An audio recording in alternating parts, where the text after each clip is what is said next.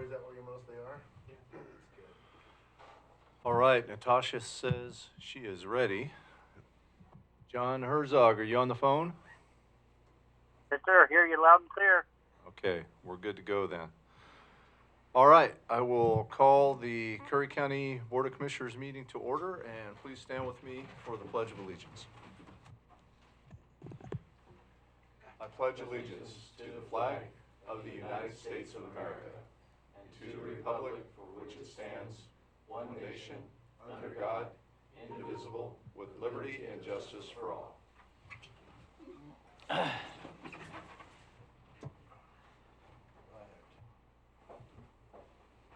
my phone on silent. Tasha, please remind me to change that. Okay, amendment and approval of the agenda. The only amendment that I would make is regarding, I don't have a copy of that. Thanks. Item G, it's approving rehire of Becky Crockett. The only thing I'd like to do is make that subject to, it can be approved, just subject, we have to do that with an employment contract, but straightforward. I just want to make sure everything's taken care of. And there's a deadline, we have to make sure we meet that, which is October 30th, so we'll get that covered in the next couple days. Okay, so we're approving Approving that the rehire. pending the contract associated with it. Correct. Okay. Good with that, Jay? That will be completed by, what'd you say, October? Well, we're gonna have it completed by early next week, so Okay. I just haven't got it done yet. There's one thing that I would like to amend, consent agenda J, the rules of order. I'd like to pull that, at least for one more month, do another, I just want to make sure we go through it with a fine tooth comb, and don't miss anything all the way through, so we just pull it for a month till, what is the third Thursday of November. It's not that we're trying to change that, but we're trying to go through it just to. Yeah, there was a couple of things so it's been a while since I read through it, and there was a couple of things that we were gonna that I wanted to propose to amend to it, and I want to make sure that we get those just dialed in. Okay. We got distracted with the various disasters. Yeah. John, are you good with that? Yes, sir. All right. Anything else? Any other changes?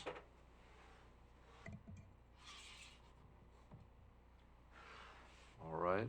I'll move to approve the agenda as amended. Second? All right, we have a motion and a second. All in favor, say yes. Yes? Yes. Yes. Passes 3-0. All right, so we'll move on to public comments right now. So Don Bemis, you are up.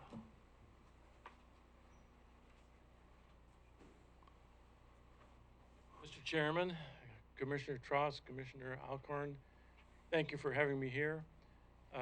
Deborah Salzman and I, ladies and gentlemen, are the coordinators for Wreaths Across America for Brookings, and we're pleased to announce that we have met our quota to match or to place a wreath on every veteran's grave in our cemetery in Brookings, and I understand that Gold Beach has also met their quota for their ceremony as well.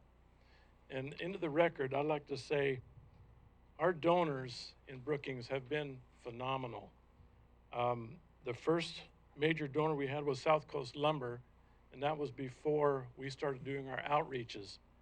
And the following donors, Marine Corps League, Vietnam Vets of America, Premier Ocean Properties, Blue Pacific Realty, Seal Rock Financial, Redwood Theater, Nature's Coastal Holiday, Darren Farmer Insurance, Curry Equipment, and Brookings Veterinary Hospital, we have been able to match every one of their donations with donations from the public. Commissioner Alcorn, I know you'd like to speak for us. I'd like to invite everybody here to attend our ceremony. It's December 16th at the Ward Cemetery in Brookings. Weather permitting, we'll have a flyover again this year. Both pilots have committed, weather permitting. We're gonna have Jessica Carlson sing for us again. Former Mayor Jake Pieper will be our MC again. The VFW of Gold Beach will do the honor guard, and Court Boy said he might try to make it down as well. And what else?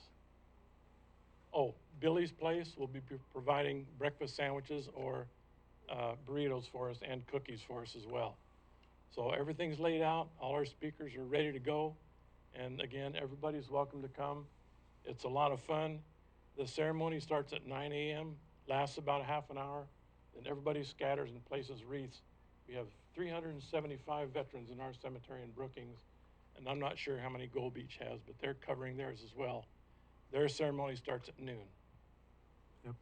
Any questions, anyone? Nope, you guys do a great job. I've been there the last several years. If you haven't been, you should go. It's you guys do an amazing ceremony. Thank you. And it's very, very impressive and very honorable the way it's done. And I'm honored, and it's another excuse to wear my uniform too. Thank you, gentlemen. All right, thank you, Don. Thank you. Thank you. So this was the only one, Jay? Okay, so there's no other public comments, so now we'll move into the presentation. I know we have Planning Commission folks here. Becky, did you want to introduce everyone? I would be honored to do that. We have a remarkable planning commission. Some of the members have been with the county, serving the county for a number of years now, and a couple of new members, and all of them have done an awesome job and contribution. Spirit Meller is sitting on the end here. He is an architect and has given us a lot of projects downstairs as well. Ted Freeman, who is one of our members who's been here for a while and is an expert in gravel extraction and other difficult projects that come before the Planning Commission, and that is really important because a lot of these people that come in and they want to extract gravel out of the rivers or the side of a hill, they like to tell us stories that may or may not be true, and Ted is really good at making sure that what they're telling us is really what is real on the ground.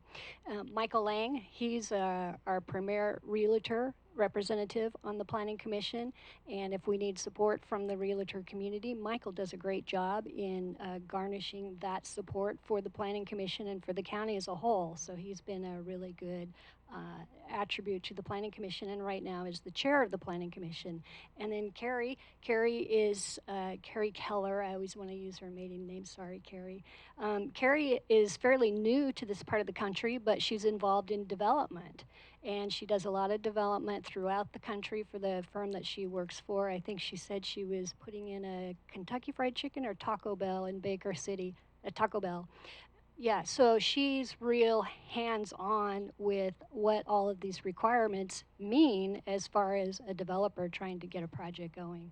So that was probably more than we needed, but I have a good feeling about the Planning Commission. So with that, the reason that we're here today, the first part of the agenda is to talk about the Regional Transportation Plan. And we have our group of consultants here today from Kittleson and Associates. I thought we were going to have the representative from the Oregon Department of Transportation, but he didn't make it. But Kittleson Associates, it's Miranda Burris. She's an engineer from Kittleson. And Matt Bell, he is their senior planner for Kittleson and Associates.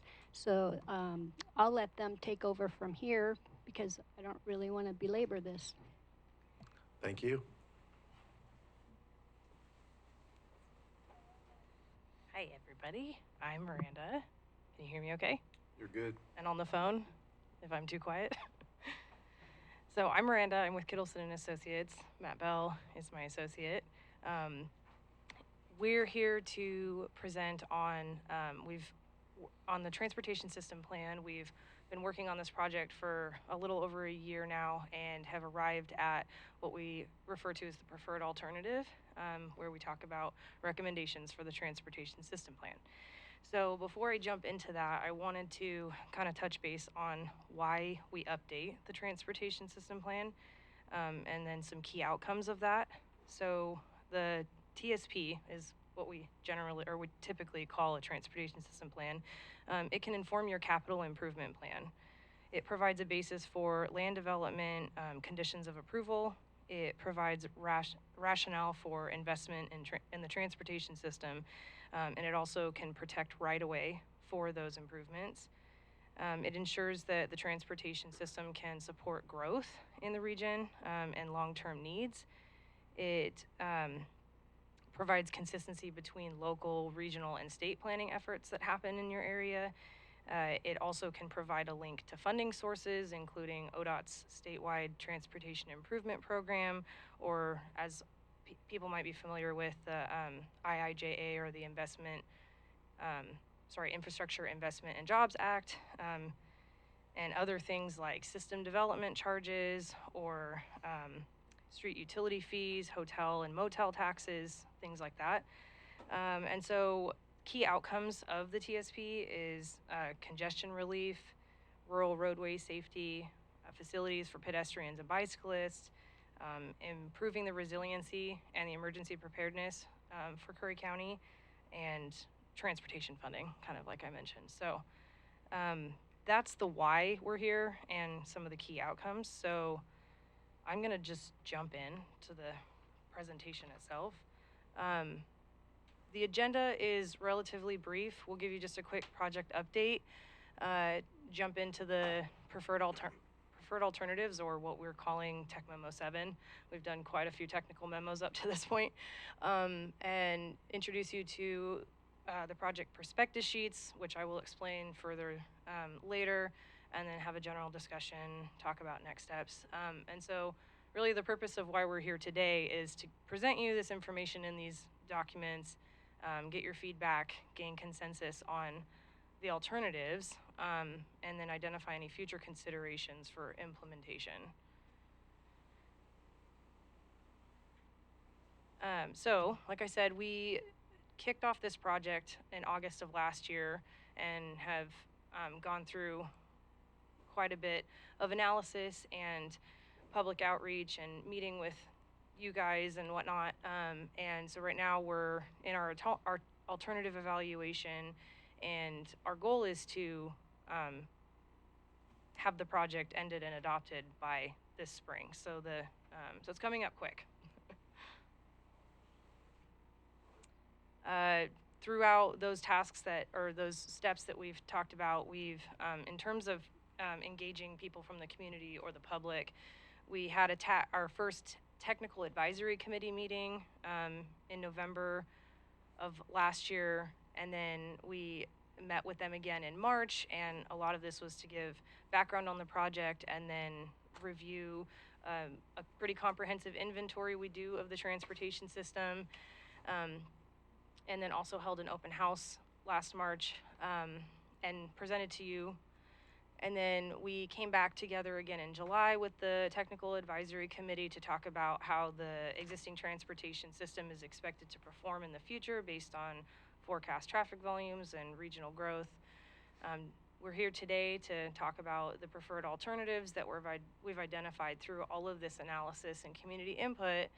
And then the next steps is we'll move into kind of rounding out the project. We'll move into policies, ordinances, and a financially constrained plan or priority projects. So, and that would be, the goal is in January. And you'll note that that includes this group too. So we'll hopefully meet with you one more time as we're moving into the last phase of the project.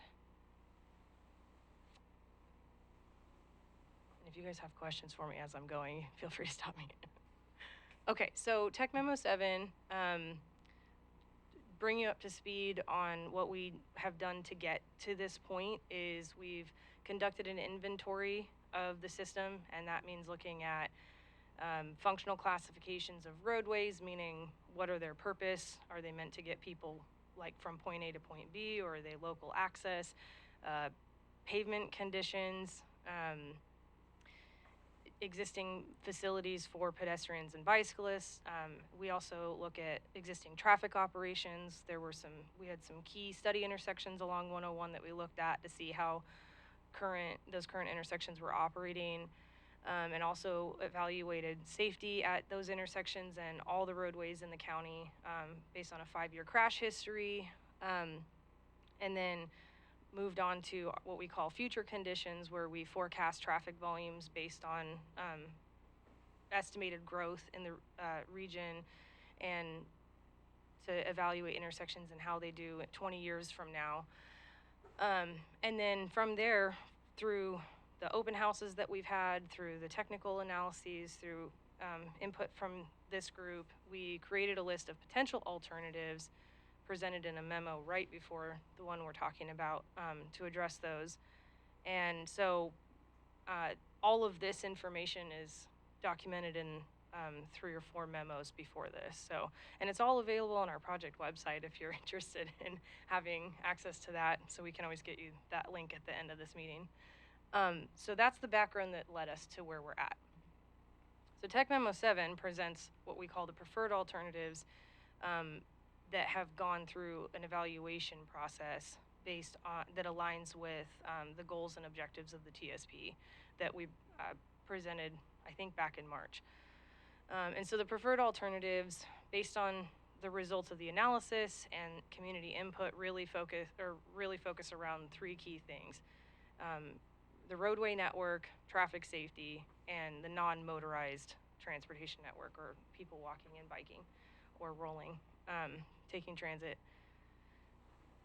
So I'll go into those 3 things, and then again, stop me if you have questions. So in terms of the roadway network, we had 3 primary recommendations. One is some functional classification changes. The functional classification of your network establishes your hierarchy of roads, from local streets all the way to your residential streets that get people home, to your arterials like 101. And having that established network helps enhance connectivity in your system. And then also, the county classifies their roadways, and then roadways are also classified federally. And so it's important that those 2 align so that your roadways are built the way they should be and that you have access to funding. So aligning county and federal classifications is one thing that we also recommend in this memo. So moving on from functional classification changes, we have recommended roadway design standard modifications. And the primary takeaway from this is that the modifications we're recommending provide facilities that enhance multimodal safety and connectivity. So there's paved shoulders recommended on the major roadways, or the major functional classification. And as we'll talk about in the traffic safety side of this, is it really improves safety for motorists, and then it also provides space for people walking or biking not in the travel lane. So it's multiple benefits with a paved shoulder. So, and then yeah, that's essentially that. And then the last thing is roadway connectivity enhancements. This is more, we've identified key roadways, or roadways in the county that we think are key for improving resiliency and connectivity in the county, and that they may be, at the county's discretion, roadways that you focus on improving for things like emergency situations. So yes, so that's those 3 things. And a lot of this, there's more detail documented in these memos if you want to really dig into the weeds and understand what we're presenting or recommending. There's maps that highlight these roadways. So those are the 3 roadway network alternatives that we're recommending. And again, there's more detail in the memo. So I'll pause there because I'll move on to safety. And this gets a little bit more detailed. Are we gonna get a chance to see those, like are we gonna see the maps? Not here, but I have a memo you can have. Okay. I have it printed if you want it. Okay. They're 11 by 17, so they're kind of big. Okay. Okay. One question I have. Yeah, sure. So is this looking at the entire roadway network throughout Curry County, including, 101, city, municipalities, and county roads? Yeah, so it's technically a rural county a rural county TSP. So the emphasis is on roadways outside of the urban growth boundaries. However, we Okay. recognize that the county has roadways inside the urban growth boundaries, and that also 101 is the primary road for a lot of people to get through the county. So we've identified projects on state highways in certain spots, mostly in the rural areas, and then for county roadways, but not no city. Okay. That's for the cities to. Sure, that's what I, Yeah. Yeah. Okay. that's what I expect, but, Okay. Okay. Anything else? Okay. So for traffic safety, it's common that for rural transportation system plans that traffic safety and pedestrian and bicycle connectivity will generally rise to the top for the needs that people have or that the community has. So we looked at crash data throughout the county and evaluated our study intersections, and really what rose to the top was that there's roadways in the county have higher safety needs than certain intersections or intersections that we specifically studied. And so the preferred safe or roadway segment alternatives really focus on systemic treatments that address roadway departure crashes. Roadway departure crashes are anything where someone crosses a center line, an edge line, or otherwise leaves the traveled way. And it was pretty common, like over 75% of crashes that we were seeing on county roadways were roadway departure. And so we went through an analysis and then identified out of all of these roadways where we're seeing those kinds of crashes, what roadways have the most frequent in terms of traffic volumes and whatnot. So we prioritized those roadways and identified things like shoulder widening or rumble strips, could be in the more rural areas, wider edge lines, raised or recessed pavement markers, things that help keep people in their travel lane. And so there's systemic treatments, and again, that's in the memo that really could apply to a lot of county roads, but we've identified specific or higher priority roadways in the memo where you could first focus these efforts. We also identify a few site-specific treatments along 101 related to either like narrower shoulders, or we heard community input on inclement weather.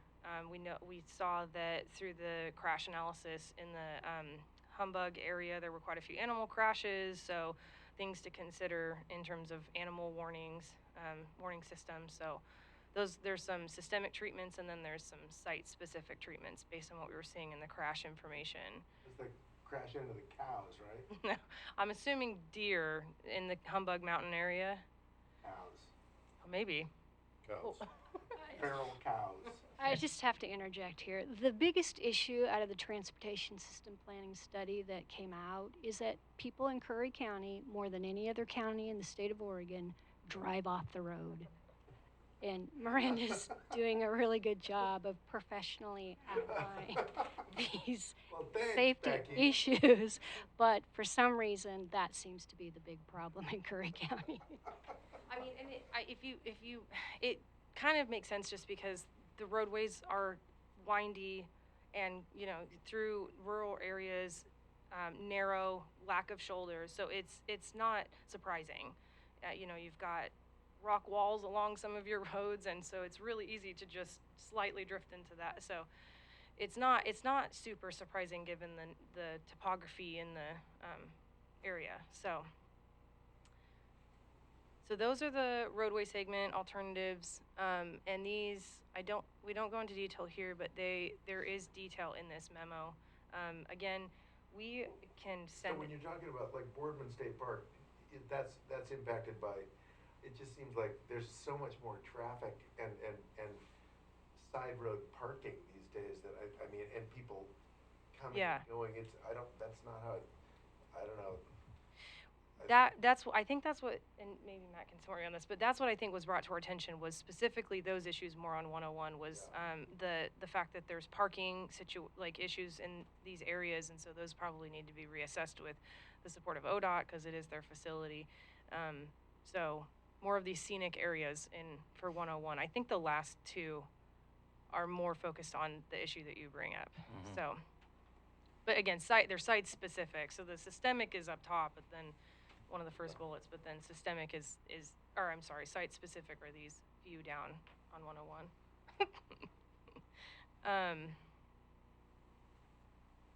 There's no more questions. I'll just keep going. We'll keep going. Okay.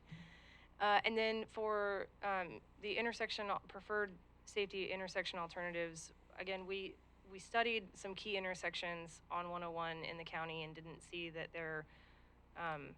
they didn't have crash rates that exhibited a need for any kind of safety correction necessarily, but through conversations with our advisory committee and the community, these locations, primarily on 101, have been brought to our attention. So Flores Lake Loop Road, the southern one, because there's two, I think, Nasika Road, Carpenterville Highway, in the Brookings area, or more about the mill exit, specifically with truck turning traffic, North Bank Rogue River Road, right at the north end of the bridge here in Gold Beach, and then the Del Cur Supply Co-op site access, and how that, people are trying to get in and out of it, and how it interacts with, how it essentially interacts with the intersection right to the north of State Line Road or the Chrissy Field State Parker. And then, although Shopping Center Ave and Zimmerman Lane in Brookings wasn't a study intersection, it had quite a few crashes when we were looking at more of a area-wide analysis, and so that one came up. And I think someone in the community may have also mentioned that area, but so in the memo there are alternatives or recommended changes to these intersections or evaluations. So on the mill exit, I know that the city of Brookings just did they lobbied for ODOT to reduce the speed coming into town before that exit, because it actually goes 55 and then it goes 45 afterwards. So, and I believe that was approved. So I think they're going to be looking to reduce the speed coming into town quicker than that exit to try to reduce some of those Okay, that's good to know. liabilities. Okay, we can make note of that, I think, in this, at least in this memo. Okay, and yeah, if there's other intersections of concern in the county, this is definitely an opportunity to share. We're also taking feedback for a week and a half after this, or 2 weeks after this, if you have any. And then the preferred non-motorized alternatives essentially identifies recommendations for pedestrian and bicycle safety along roadways and at crossings. And a majority of them are bike lanes or widened shoulders, refuge islands, or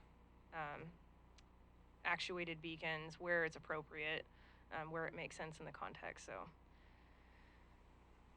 yeah. Okay. And then I think this is the last category in our memo for alternatives, and this is not just safety, but this for non-motorized modes. It's about connectivity too. So the pedestrian and bicycle alternatives identifies recommendations for under 3 categories. One is in rural areas, one is in urban areas, and then one is along US 101. And in the rural areas, it's primarily paved shoulders that would be consistent with the design standard modifications that we've talked about in the beginning. In the urban areas, it's primarily bike lanes or shoulders, some buffered bike lanes or shoulders, and then bike lanes with sidewalks or side paths. And we mention bike lanes or shoulders because from driving around and whatnot in some of these areas, you may be in the urban area, but some roads feel rural pretty quickly when you leave the immediate urban area, so a bike lane may not still make sense. Just a basic paved shoulder might still. So, and for anyone that's curious, a side path is similar to a shared use path, but it's a paved path, but it's closer to the roadway, so it's not as far out into the right of way. So it's similar, but it's there's some separation, but not like way out there. So, and then for 101, the alternatives are primarily paved shoulders along 101, consistent with their design standards, and other planning efforts that adopted plans in the area, like the Oregon Coast Bike Route. So that's it on non-motorized alternatives. Do you have any questions? It's okay if you don't right now. I have questions, but they're not relevant Okay. to this. Oh, okay. Okay, and then, so we have this memo that I've briefed on, and along with this memo, we also create what we call project prospectus sheets. And we develop these out of all of the alternatives we talk about, we identified some key roadways we thought that we should focus these project prospectus sheets on. And the project prospectus sheets provide additional details on the projects, including implementation considerations and costs. They can serve as supporting documents in the TSP, where if the county wanted to go after grants to implement a project, they've got this 8.5 by 11 project ready, or application ready sheet that could support an application. And then the roadways that we've selected, we think, reflect the roadways that demonstrate the greatest need for enhancing traffic safety and increasing comfort for people walking and biking. But that's obviously where your input is valuable in either validating or updating these roadways that we've selected. And this is just what they look like. You don't obviously have to read that. It's just a snip, and I have a copy of that too with me. It's on the project website, but it just it gives you a project location and purpose, gives you a map of where it's at, provides a description, generally, what's the roadway, what's its context, how much traffic does it serve, and then it provides roadway characteristics, things like what's the existing pavement width, how, and what are we changing it to, what's its crash history, a lot of good juicy details. And then just the bottom half it talks about, what are the benefits of this project, what are the constraints, provides a planning level cost estimate. We only know so much at the planning level, but we provide a planning level cost estimate. We'll identify potential funding sources in these project sheets too that are hopefully useful for the county to look into, and then other additional considerations that might be unique to the roadway or the project. So that is all I have.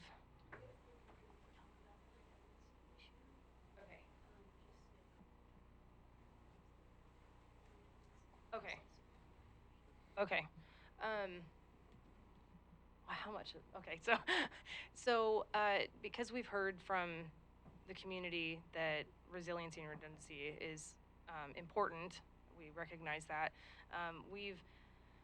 This will go back to that roadway network that we talked about in terms of connectivity, where we've identified roadways in the county that we think could be the county's top priority to focus on. Some of them are state highways, so it would really depend on coordination with ODOT, but some are county facilities, some aren't, some are also BLM or U.S. Forest Service. So anyways, we've talked about that those roadways be the focus for improvements in terms of natural disasters, emergencies, slides, because you guys deal with slides pretty often, and how can we get people around these issues without having to make a 4-hour detour or whatnot. So we've looked at things like I know it's a big project, but looked at things like the Jerry's Flat Agnes Road connection to the east. We've talked about the connection from I think it's Jerry's Flat to Agnes up to up to Powers Highway, yeah. Yeah, and then, Carpenterville Road, which is a highway, a state highway. It's Oregon 250, I think, or 255. That it may not be convenient, but it is a parallel route to 101 if it was needed.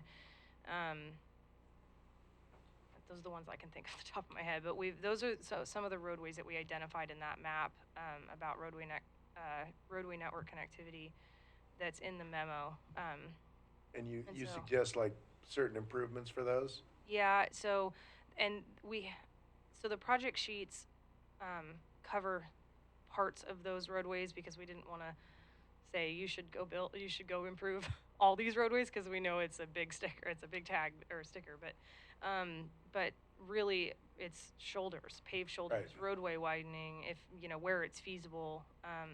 Carpenterville used to have shoulders for Yeah. most of my life, and then they paved it, they resurfaced it in like the 90s, I think, and no more shoulders, and it just made it so much more dangerous. Yeah. Well, And in the crash data, we part of it's saw gravel. issues on Carpenterville Road. You're saying Carpenterville Road? Yeah, yeah.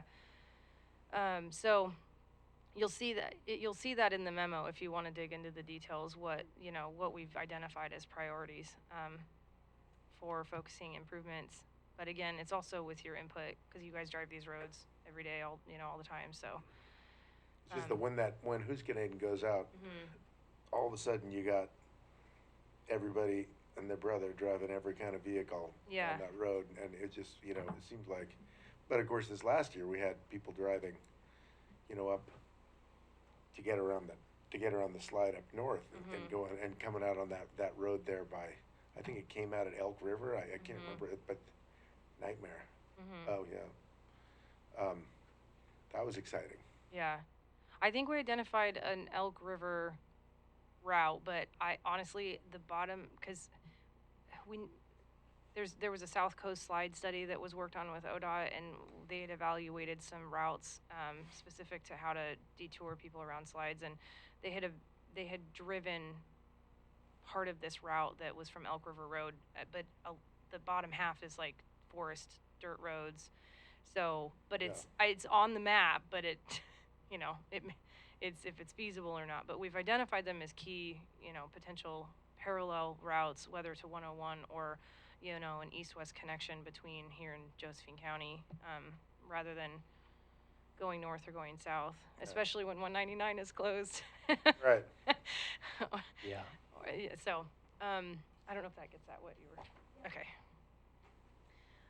So, what I wanted to also, I don't have a slide on this, but just wanted to make sure you guys were aware that we did have an open house last night here, and to present this information on maps, so people got to see, or the one person that attended got to see the projects. But we do have an online version of this running until November 3rd, and again, it's accessible on our project website. Happy to write down the long link that we have for it. So I just want you guys to be aware of that we have our second open house running. And then really from here, we ask that we get feedback from everybody, because this is your community.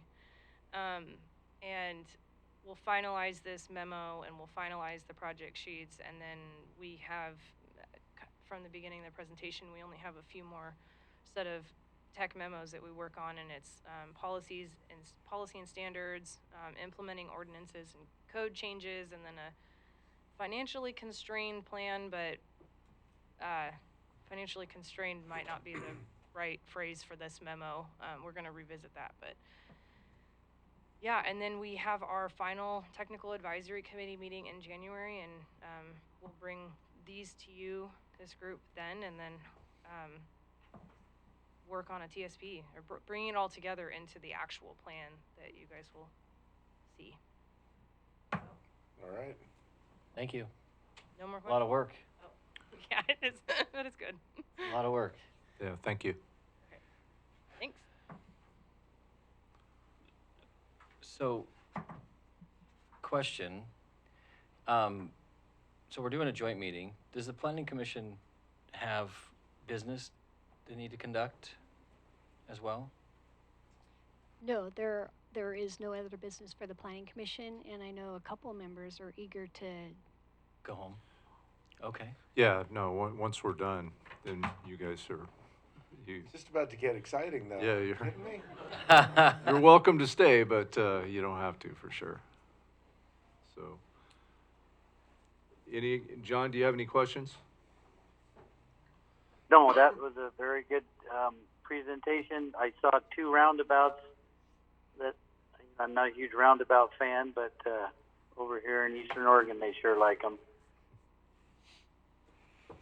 Jay, anything else? No, just thank you for the detailed presentation. All right. Well, thanks for being here, everybody. I appreciate it. I suspect that if we have roundabouts in Curry County, we're gonna have more people leaving. So, yeah, I gathered either we're the worst drivers Yeah, or that was the message from Becky. We got most that. unsafe roads or the best scenery that distracts you from being able to drive very well. Or a combination of all three. Yeah. Is it true? Oh, okay. If I may, and that was outstanding presentation. Very nice. Thank you. I'd like to just address consent agenda G, and I know that you guys already addressed it, but we fully support, I think I speak for all of us, the rehire of Becky Crockett. Because our success depends largely, in large amount, on her steering the ship. So. Yeah, we've got some, Whatever it takes. Sure. we've got some pretty big special projects coming up too in the future with the fire training center and another big project with that, so. I don't know if I need to speak in to be recorded. No, you're good.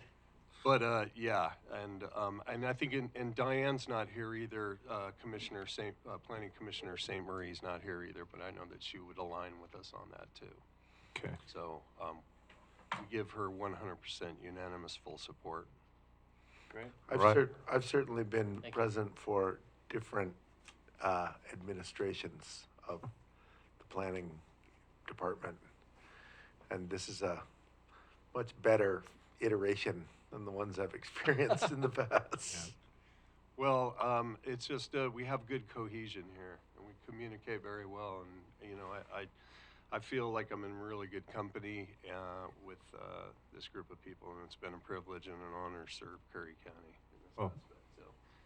Thank you, Michael, and thank Thank you, you. all of you, for everything you do. I know it's a volunteer position, and it's very much appreciated. I believe Commissioner Freeman's been on here since possibly before I was born. I'm not Well, he's our mentor. He's, sure. I'm not sure. I can't remember that far back. Yeah, thank you all. Yep. Thanks, guys. I guess that's it. We'll see you in January. We'll be here.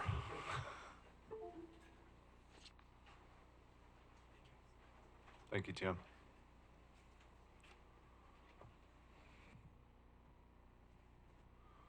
All right, so we're going to move forward with our agenda, and next on our list is number 5, and that is the consent agenda. I move to, I think we did this. We need a motion to approve. No, you approved. We did that. You just, yeah, that one's. We already voted Yeah, on you've that. already done. You've approved the agenda, so now Oh.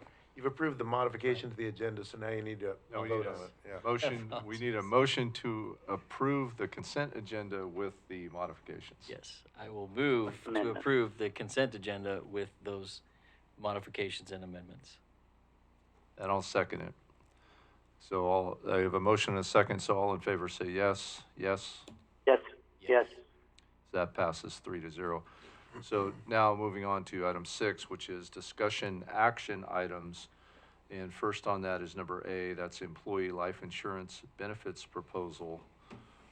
Ted, are you doing that one? I'm doing that. Julie could have spoken about it, but can I borrow your packet for a Yeah. second? There's the employee benefit package had previously a group life insurance policy that was guaranteed issue, and it was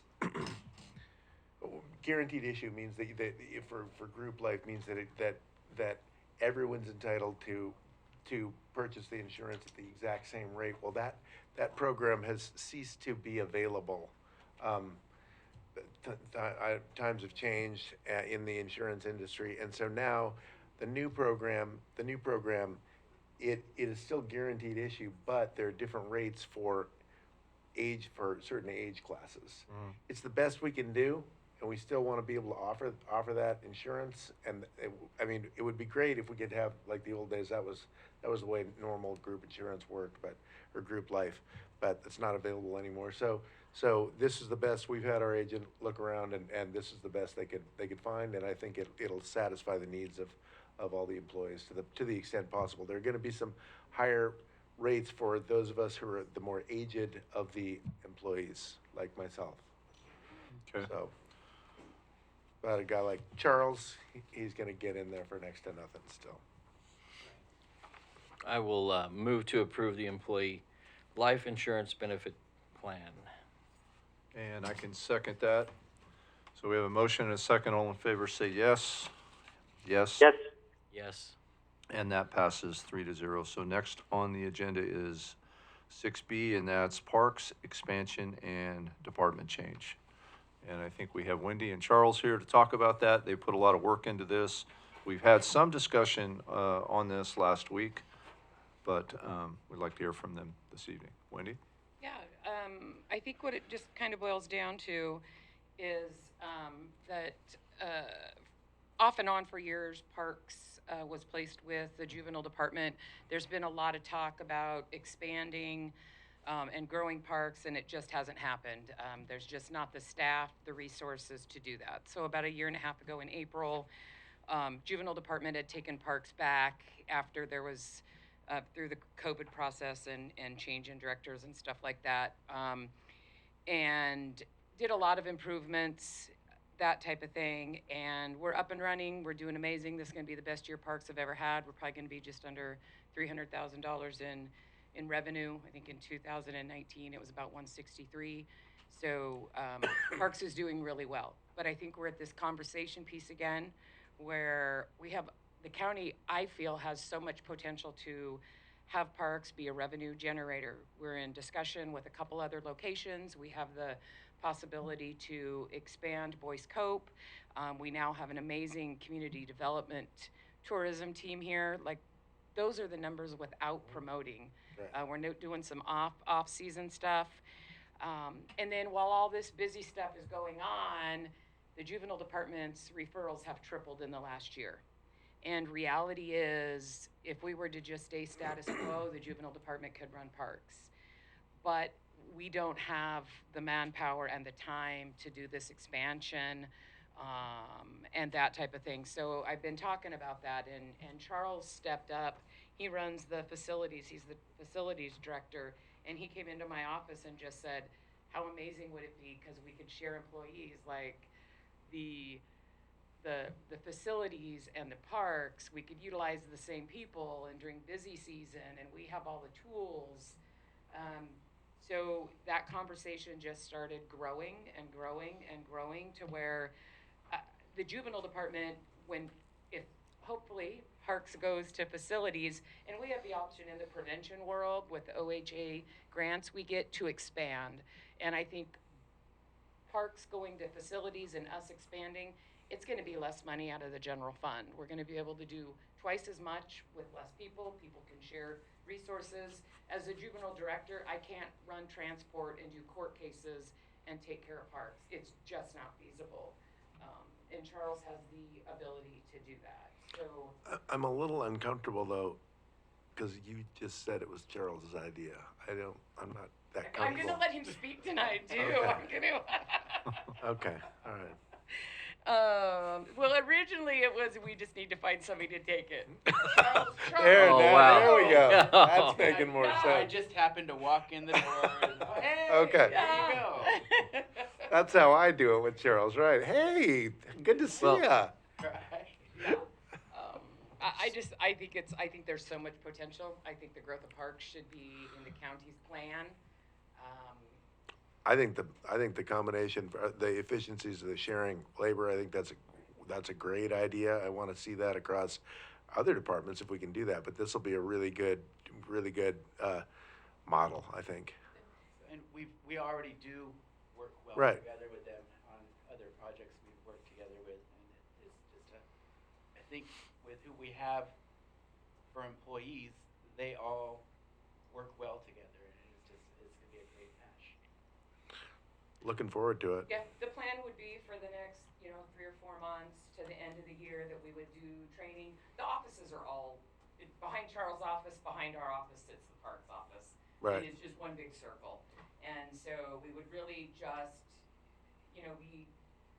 we're very passionate about parks. We're not just gonna hand it over. We're gonna make sure it's done successfully, done right. And then the goal would be come April, when Charles knows who does what and what expansions we're doing, that's what the new budget would look like. The new budget then would incorporate that, but we would make sure that training, we I already think talked it'll- about staff meetings, yeah.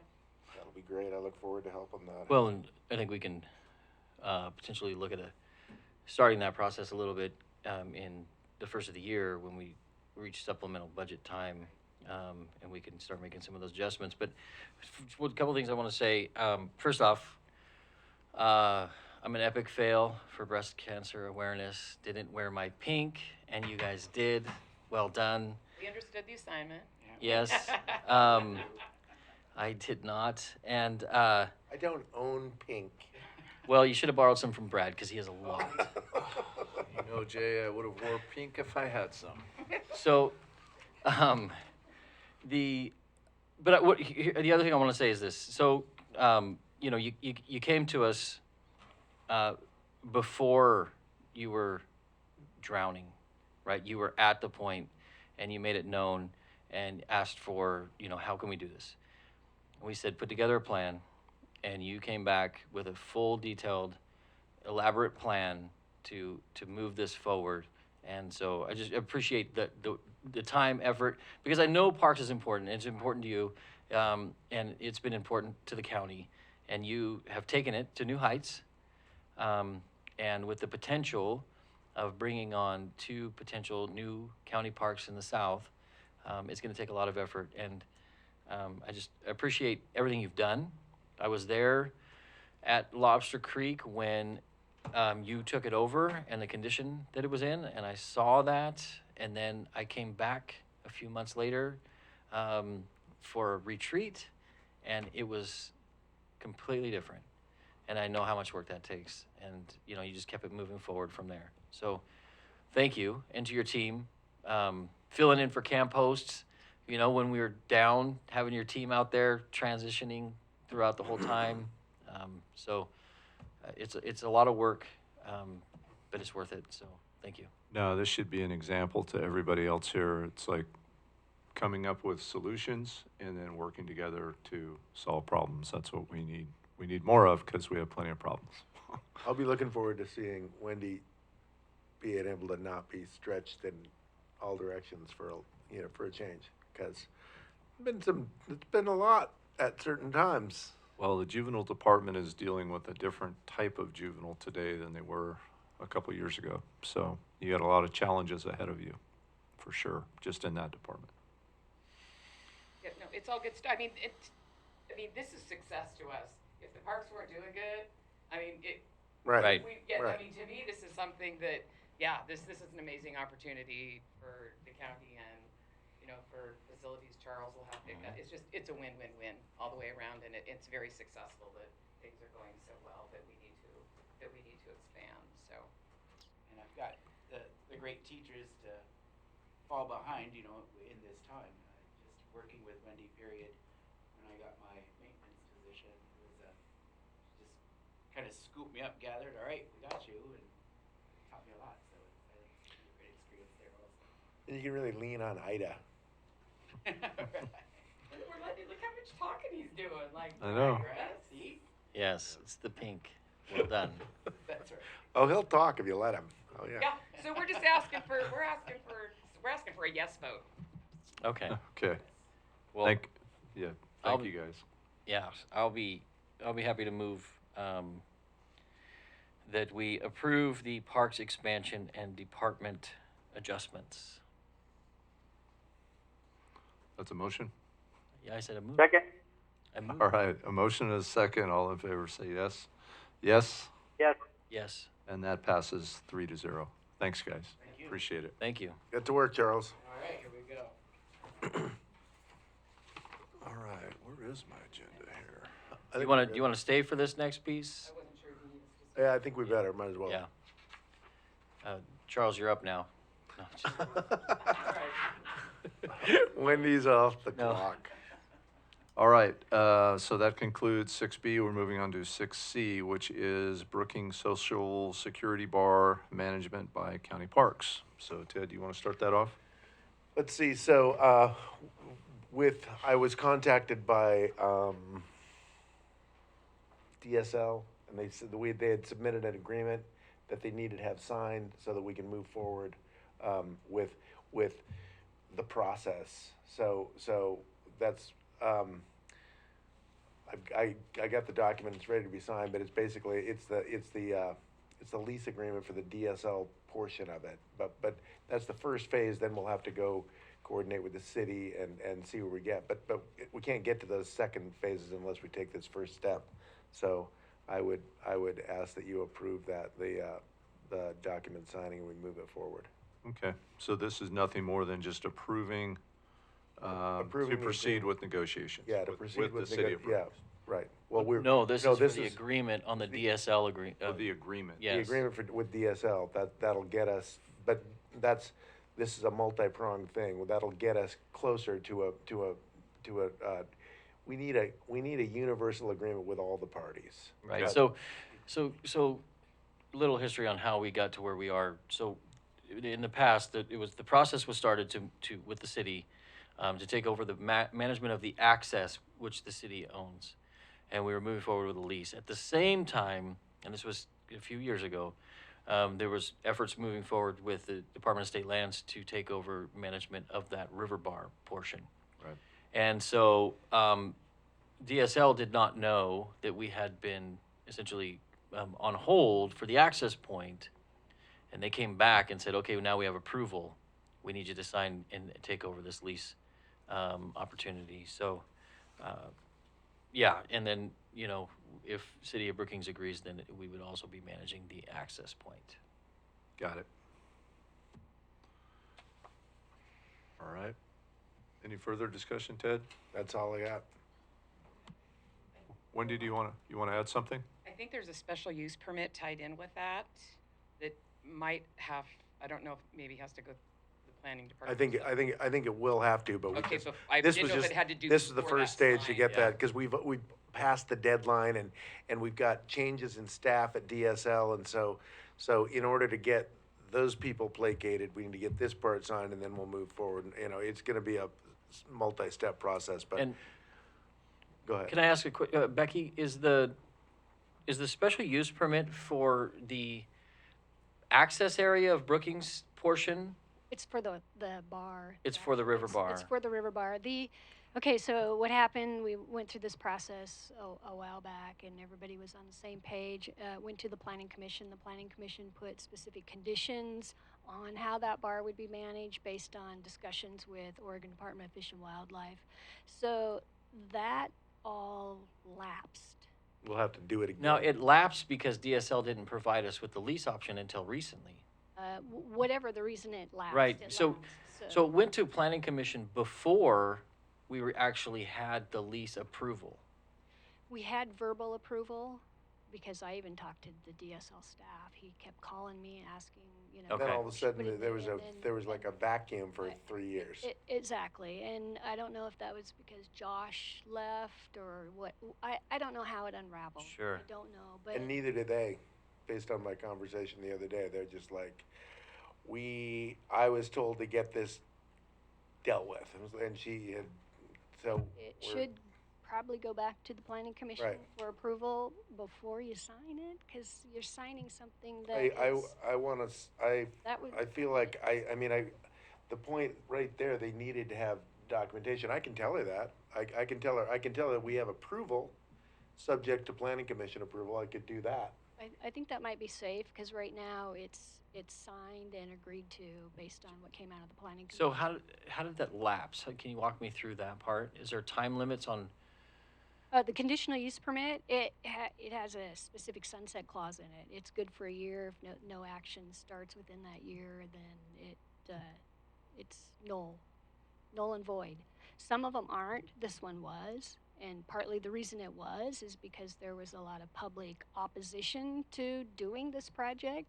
So the Planning Commission was very prudent in making sure that the conditions were followed, and in concert with working closely with ODFW. There are portions of that bar that weren't supposed to be impacted, although quite frankly they're impacted more with the homeless folks Sure. coming in and burning the debris on the bar. But that's beside the point. Right. But yeah, it had a sunset clause on it. Okay. There are also, if you recall, there's also issues. ODFW wants to, there was talk about using them for those Retention. for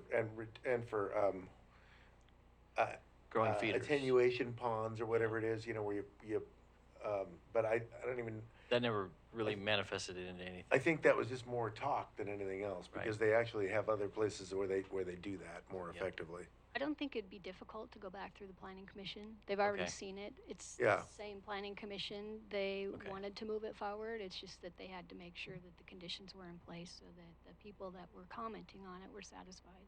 Okay. Sounds good. That's what we'll do. So if you approve subject to any planning commission approval Planning requirement. commission, okay. So I'll move to approve this, pending planning commission approval.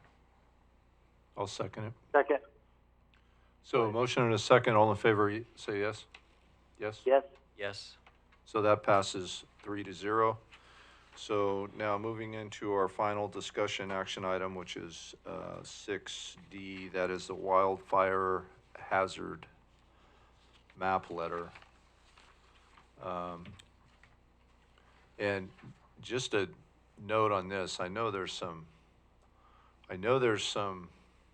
state, I guess it's ORS, that prohibits insurance companies from dropping insurance on this wildfire map or changing insurance, but I've gotten multiple calls already from people in the community that are already struggling over this, either being dropped or having their insurance rates changed. Right. And we've got to, I think this letter will help, but we've got to tighten some things up on that. We've got to make some phone calls on that, because we're being treated unfairly here. And, right, yes, so you're correct, and not only us. So, for people who actually are, this is a huge, issue. This changes the landscape. It changes potentially the zoning rules around, this fire map, building codes, and then also insurance premiums. And unfortunately, the majority of Curry County fell into a zone of high. They changed it from extreme to high when they went from Senate Bill 782 to Senate Bill 80. And really all they did was just change the classifications and the colors on the map, but that's about it. They made a few adjustments in Harney County, but so this has the potential to really, really impact every person, every citizen in Curry County. And yes, so it is written in there that insurance companies are not supposed to be able to use this. However, insurance companies are risk management, and this is a risk management tool. And so it would be hard to say that they are not going to look at this and not apply it. And they already have been applying incredible insurance. Some people have been dropped. I've talked to a few people on the phone that have been dropped from their insurance, and they're having very much difficulty to find insurance. Our state consumer board director has said, he had said in a meeting that I was at, that if this happens to anybody, they are directed to call him, and there are 2 insurance companies that are mandated to provide insurance. However, at what cost? Does it make it completely unaffordable? Which I've talked to some individuals, one individual in particular who Their insurance premium went up $800 to $800 a month for their property, which is not a large property. And so, yeah, it essentially costs people out of being able to potentially build, potentially live, and prosper here. And Jackson County is facing the same dilemmas. Josephine Town, this whole southern area. Yeah.